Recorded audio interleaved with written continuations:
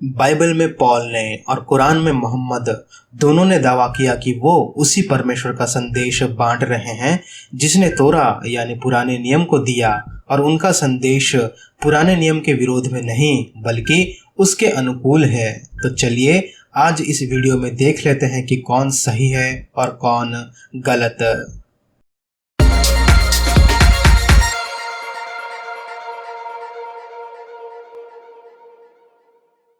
जय मसीह के दोस्तों, आप सबको मैं यीशु के नाम से एक और वीडियो में स्वागत करता हूं।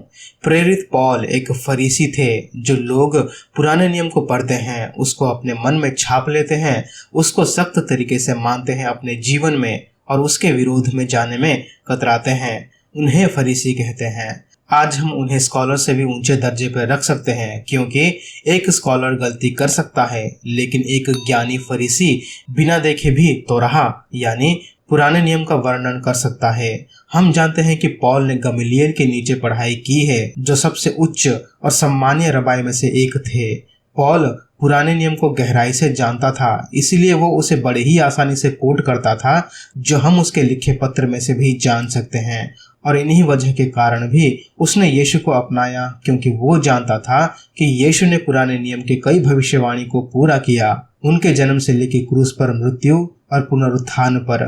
लेकिन दूसरी तरफ मोहम्मद, जिनके बारे में मुसलमान कहते हैं कि वो अनपढ़ थे, उनको तोराह यानी पुराने नियम के बारे में बस उतना ही पता था जितना उन्होंने लोगों से यानी अरबी क्रिश्चियंस और यहूदियों से सुना था। और इसीलिए वो उन यहूदी कमेंट्रीज, मैं इसे परिकथा कहूँगा, उस पर यकीन करने लगे जिसे यहूदियों ने बनाया था, जो पुराने नियम का हिस्सा नहीं है, और उन्हें कुरान में उतार दिया गया।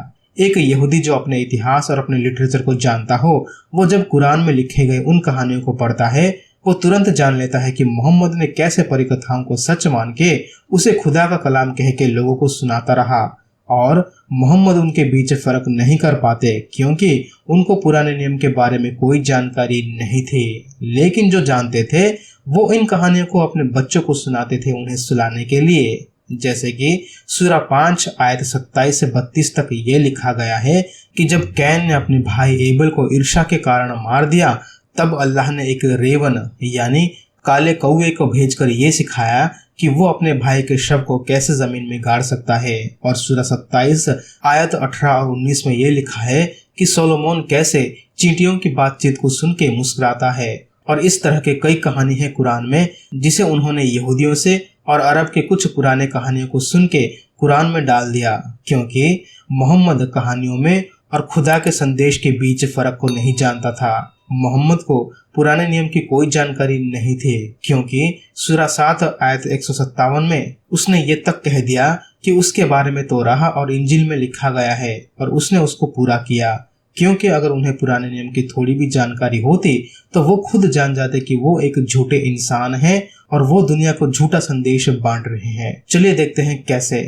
कुरान और इस्लामिक सोर्सेस हमें ये बताती है, एक समय मोहम्मद ने एक संदेश सुनाया था जिसे हम सैटानिक वर्सेस के नाम से आज जानते हैं, जहां उन्होंने 3 देवियां अल्लात, अल-उज़्ज़ा और अल-मनात के सामने अपना सिर झुका के उनकी इबादत की, जो कि पेगनिज्म है यानी मूर्ति पूजा है। और हमने इस वीडियो में इसके बारे में बहुत सारे सबूत आपको दिए थे इस घटना के बारे में।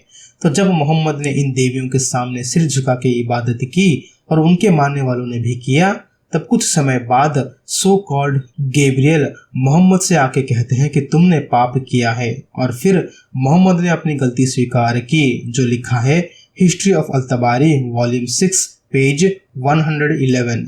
यहाँ लिखा है, मैंने मनगढ़ंत बातें बोली जो खुदा के खिलाफ है और जिसको खुदा ने मुझसे नहीं कहा। तो मोहम्मद ने खुद स्वीकार किया कि उसने एक ऐसा संदेश लोगों को सुनाया जो खुदा की तरफ से नहीं आया था। लेकिन ये क्यों इतना महत्वपूर्ण है? पाप तो हर एक आम इंसान का स्वभाव है, और पुराने नियम में भी हम देख सकते हैं कि कई नबियों ने पाप किए। तो मोहम्मद उनसे कैसे अलग हुए?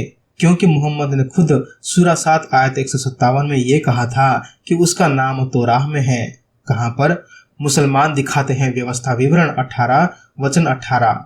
100 में उनके लिए उनके भाइयों के बीच में से तेरे समान एक नबी को उत्पन्न करूंगा और अपना वचन उसके मुंह में डालूंगा, और जिस जिस बात की मैं उसे आज्ञा दूंगा वही वह उनको कह सुनाएगा।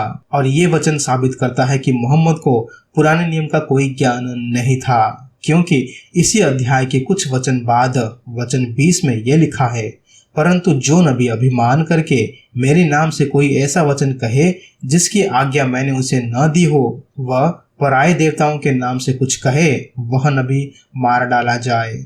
मोहम्मद ने पराये देवियों के नाम से आयतें दी जो आज तक किसी और नबी ने नहीं किया था, और पुराने नियम के इस वचन के आधार पर खुदा कहते हैं कि उस झूठे नबी को जो पराये देवताओं के नाम पर संदेश सुनाता है उसको मार डालना चाहिए। मुसलमान बड़ी ही शोरगुल से दावा करते हैं कि वो मूसा का सम्मान करते हैं। अब मैं सभी से पूछता हूँ, जो मूसा को मानते हैं, क्या आप मूसा को मानेंगे या नहीं? और अगर मोहम्मद मूसा के समय इन आयतों को कहते तो मूसा खुद लोगों से कह के मोहम्मद पर पथराव करके उन्हें मार देते। तो मोहम्मद ने ऐसी गलती क्यों की? क्योंकि उन्हें पुराने नियम का कोई ज्ञान नहीं था। आज के लिए बस इतना ही दोस्तों। लाइक करें, कमेंट करें, शेयर करें, और अगर आपको हमारे वीडियोस अच्छे लगते हैं तो सब्सक्राइब करें इस चैनल को। मिलते हैं अगले वीडियो में, तब तक के लिए प्रभु यीशु मसीह आप सभी को आशीष करे। आमीन।